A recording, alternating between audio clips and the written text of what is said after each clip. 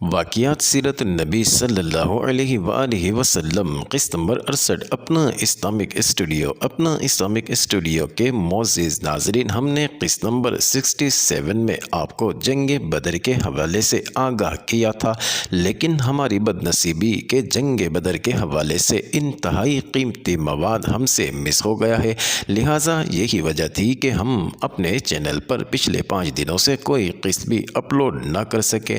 ناظرین، لہٰذا اب ہم اپنے معزز ناظرین کو جنگ احد کے متعلق بتائیں گے اور پھر اس عظیم الشان سلسلے کا اختتام کر دیا جائے گا۔ ناظرین، آج کا عنوان ہے معرکہ احد کا آغاز، اسلامی لشکر۔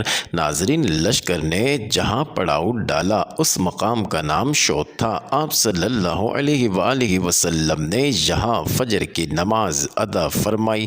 ناظرین، اس وقت لشکر میں عبداللہ بن ابی بن سلول بھی تھا۔ ناظرین، یہ منافق تھا، اس کے ساتھ 300 جوان تھے، یہ سب کے سب منافق تھے۔ اس مقام پر پہنچ کر عبداللہ بن ابی نے کہا، آپ نے میری بات نہیں مانی اور ان نوعمر لڑکوں کا مشورہ مانا، حالانکہ ان کا مشورہ کوئی مشورہ ہی نہیں ہے۔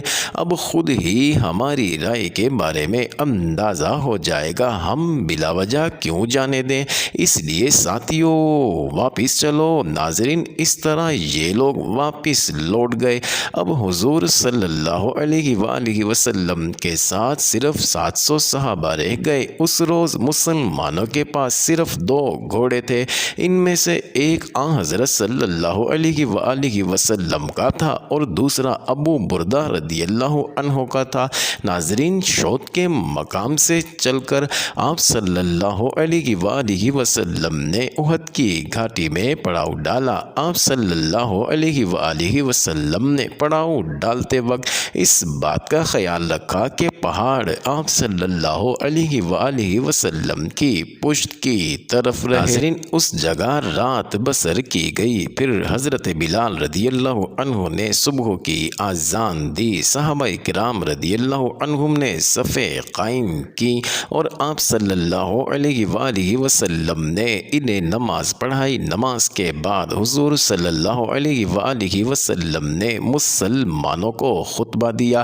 ناظرین، اس میں جہاد کے بارے میں ارشاد فرمایا۔ جہاد کے علاوہ حضور صلی اللہ علیہ وآلہ وسلم نے حلال روزی کمانے کے بارے میں بھی نصیحت فرمائی اور فرمایا، جبریل امین علیہ السلام نے میرے دل میں یہ وحی ڈالی ہے کہ کوئی شخص اس وقت تک نہیں مرے گا جب تک کہ وہ اپنے حصے کا رزق کا ایک ایک دانہ حاصل نہیں کر لیتا، چاہے کچھ دیر میں حاصل ہو، مگر اس میں کوئی کمی واقع نہیں ہو سکتی۔ اس لیے اپنے پروردگار سے ڈرتے رہو اور رزق کی طلب میں نیک راستے اختیار کرو۔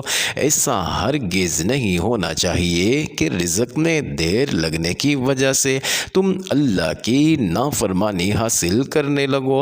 ناظرین، آپ صلی اللہ علیہ وآلہ وسلم نے یہ بھی ارشاد فرمایا، ایک مومن کا دوسرے مومن سے ایسا ہی رشتہ ہے جیسے سر اور بدن کا رشتہ ہوتا ہے۔ اگر سر میں تکلیف ہو تو سارا بدن درد سے کانپ اٹھتا ہے۔ ناظرین، اس کے بعد دونوں لشکر آمنے سامنے آ کھڑے ہوئے۔ مشرکوں کے لشکر کے دائیں بائیں خالد بن ولید اور اکرمہ تھے۔ ناظرین، یہ دونوں حضرات اس وقت تک مسلمان نہیں ہوئے تھے۔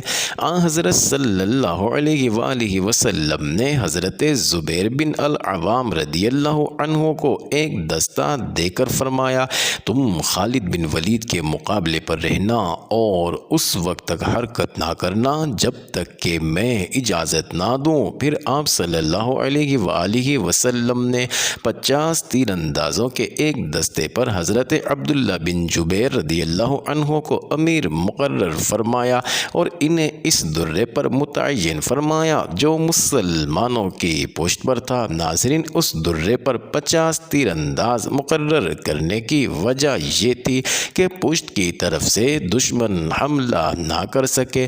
ناظرین، حضور اکرم صلی اللہ علیہ وآلہ وسلم نے ان 50 تیر اندازوں سے فرمایا، تم مشرکوں کے گھڑ سوار دستوں کو تیر اندازی کر کے ہم سے دور ہی رکھنا، کہیں ایسا نہ ہو کہ وہ پشت کی طرف سے آ کر حملہ کر دیں، ہمیں چاہے فتح ہو یا شکست، تم اپنی جگہ سے نہ ہلنا۔ اس کے بعد حضور اکرم صلی اللہ علیہ وآلہ وسلم نے ایک تلوار نکالی اور فرمایا، کون مجھ سے یہ تلوار لے کر اس کا حق ادا کر سکتا ہے؟ ناظرین، اس پر کئی صحابہ کرام اٹھ کر آپ صلی اللہ علیہ وآلہ وسلم کی طرف لیکن آپ صلی اللہ علیہ وآلہ وسلم نے وہ تلوار انہیں نہیں دی۔ ان حضرات میں حضرت علی رضی اللہ عنہ بھی تھے۔ آپ صلی اللہ علیہ وآلہ وسلم نے ان صحابہ سے فرمایا، بیٹھ جاؤ۔ حضرت زبیر بن عوام رضی اللہ عنہ نے بھی وہ تلوار لینے کی 3 بار کوششیں کی، مگر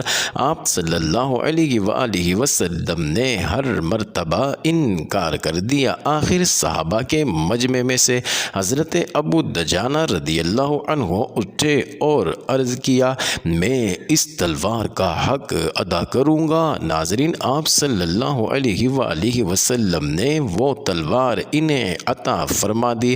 ناظرین، ابو دجانہ رضی اللہ عنہ بے حد بہادر تھے۔ جنگ کے دوران غرور کے انداز میں اکڑ اکڑ کر چلا کرتے تھے۔ جب آپ صلی اللہ علیہ وآلہ وسلم نے انہیں دونوں لشکروں کے درمیان اکڑ کر چلتے دیکھا تو فرمایا، یہ چال ایسی ہے جس سے اللہ تعالیٰ نفرت فرماتا ہے، سوائے اس قسم کے موقعوں کے، یعنی دشمنوں کا سامنا کرتے وقت یہ چال جائز ہے تاکہ یہ ظاہر ہو کہ ایسا شخص دشمن سے ذرا بھی خوف زدہ نہیں ہے اور نہ اسے دشمن کے جنگی ساز و سامان کی پرواہ ہے۔ ناظرین، پھر دونوں لشکر ایک دوسرے کے بالکل نزدیک آ گئے۔ ناظرین، اس وقت مشرکوں کے لشکر سے ایک اونٹ سوار آگے نکلا اور مبارزت طلب کی، یعنی مقابلے کے لیے للکارا۔ اس نے 3 مرتبہ پکارا، تب حضرت زبیر بن عوام رضی اللہ عنہ اسلامی صفوں سے نکل کر ناظرین اس کی طرف بڑھے۔ حضرت زبیر رضی اللہ عنہ اس وقت پیدل تھے جبکہ دشمن اونٹ پر سوار تھا۔ ناظرین، اس کے نزدیک پہنچتے ہی حضرت زبیر رضی اللہ تعالی عنہ ایک دم زور سے اچھلے اور اس کی اونچائی کے برابر پہنچ گئے، ساتھ ہی انہوں نے اس کی گردن پکڑ لی۔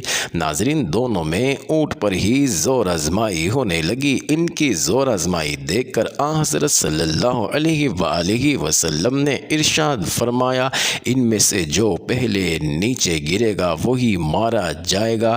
ناظرین، اچانک وہ مشرک نیچے گرا، پھر حضرت زبیر رضی اللہ عنہ اس پر گرے۔ ناظرین، گرتے ہی انہوں نے فوراً ہی اس پر تلوار کا وار کیا اور وہ جہنم رسید ہو گیا۔ ناظرین، حضرت صلی اللہ علیہ وآلہ وسلم نے حضرت زبیر رضی اللہ عنہ کی تعریف ان الفاظ میں بیان فرمائی، نبی کا ایک حواری یعنی خاص ساتھی ہوتا ہے اور میرے حواری زبیر ہیں۔ پھر آپ صلی اللہ علیہ وآلہ وسلم نے ارشاد فرمایا، اگر اس مشرک کے مقابلے کے لیے زبیر نہ نکلتے تو میں خود نکلتا۔ ناظرین، اس کے بعد مشرکوں کی صفوں میں سے ایک اور شخص نکلا۔ ناظرین، اس کا نام طلحہ بن ابو طلحہ تھا۔ یہ قبیلہ عبد دار سے تھا۔ اس کے ہاتھ میں پرچم تھا۔ اب اس نے مبارزت طلب کی۔ ناظرین، اس نے بھی کئی بار مسلمانوں کو للکارا، تب حضرت علی رضی اللہ عنہ مسلمانوں کی صفوں میں سے نکل کر اس کے سامنے پہنچ گئے۔ اب ان دونوں میں مقابلہ شروع ہوا۔ ناظرین، دونوں نے ایک دوسرے پر تلوار کے وار کیے۔ حضرت علی رضی اللہ عنہ کا ایک وار اس کی ٹانگ پر لگا، ٹانگ کٹ گئی، وہ بری طرح گرا اور اس کے کپڑے الٹ گئے۔ ناظرین، اس طرح وہ برہنہ ہو گیا، وہ پکار اٹھا، میرے بھائی، میں خدا کا واسطہ دے کر تم سے رحم کی بھیک مانگتا ہوں۔ ناظرین، حضرت علی رضی اللہ تعالی عنہ طلحہ بن ابو طلحہ کو چھوڑ کر لوٹ آئے۔ حضرت صلی اللہ علیہ وآلہ وسلم نے ان سے پوچھا اے علی تم نے اسے کیوں چھوڑ دیا؟ انہوں نے عرض کیا اللہ کے رسول اس نے مجھے خدا کا واسطہ دے کر رحم کی درخواست کی تھی۔ ناظرین آپ صلی اللہ علیہ وآلہ وسلم نے ارشاد فرمایا کہ اسے قتل کر آؤ۔ ناظرین چنانچہ حضرت علی رضی اللہ عنہ گئے اور اسے قتل کر ڈالا۔ اس کے قتل کے بعد مشرکوں کا پرچم اس کے بھائی عثمان بن ابو طلحہ نے لے لیا۔ اس کے مقابلے پر حضرت حمزہ رضی اللہ عنہ آئے۔ ناظرین انہوں نے اس کے نزدیک پہنچتے ہی تلوار کا وار کیا۔ اس وار سے اس کا کندھا کٹ گیا، وہ گر پڑا اور دوسرے وار سے انہوں نے اس کا خاتمہ کر دیا۔ ناظرین اب طلحہ کا بیٹا مصافع آگے بڑھا۔ ناظرین حضرت عاصم بن ثابت بن ابو الافلاح رضی اللہ عنہ نے اس پر تیر چلایا، وہ بھی ہلاک ہو گیا۔ اس کے بعد اس کا بھائی حارث میدان میں نکلا، حضرت عاصم رضی اللہ عنہ نے اسے بھی طاق کر تیر مارا، وہ بھی مارا گیا۔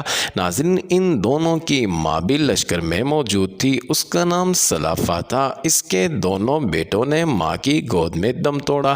ناظرین مرنے سے پہلے سلافہ نے پوچھا بیٹے تمہیں کس نے زخمی کیا ہے؟ ایک بیٹے نے جواب دیا میں نے اس کی آواز سنی ہے، تیر چلانے سے پہلے اس نے کہا تھا لو اس کو سنبھال، میں ابو الافلاح کا بیٹا ہوں۔ اس جملے سے سلافہ جان گئی کہ وہ تیر انداز حضرت عاصم بن ثابت رضی اللہ عنہ ہیں۔ ناظرین چنانچہ اس نے قسم کھائی اگر عاصم کا سر میرے ہاتھ لگا تو میں اس کی کھوپڑی میں شراب پیوں گی۔ ساتھ ہی اس نے اعلان کیا کہ جو شخص بھی عاصم بن ثابت کا سر کاٹ کر لائے گا میں اسے 100 اونٹ انعام میں دوں گی۔ ناظرین حضرت عاصم رضی اللہ عنہ اس جنگ میں شہید نہیں ہوئے، یہ واقعہ رجیع میں شہید ہوئے جس کا ذکر اپنے وقت پر آئے گا انشاءاللہ۔ ناظرین ان دونوں کے قتل کے بعد ان کے بھائی کلاب بن طلحہ نے پرچم اٹھا لیا۔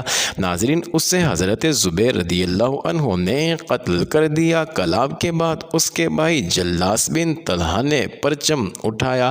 ناظرین اسے حضرت طلحہ بن عبید اللہ رضی اللہ عنہ نے قتل کر دیا۔ اس طرح یہ چاروں اپنے باپ کی طرح وہیں قتل ہو گئے۔ ناظرین ان کے چچا عثمان بن طلحہ اور ابو سعید بن طلحہ بھی اسی غزوہ احد میں مارے گئے تھے۔ معزز ناظرین یہ انٹرسٹنگ ویڈیو جاری ہے، اگلی ویڈیو قسط نمبر 69 میں دیکھنا مت بھولیے گا۔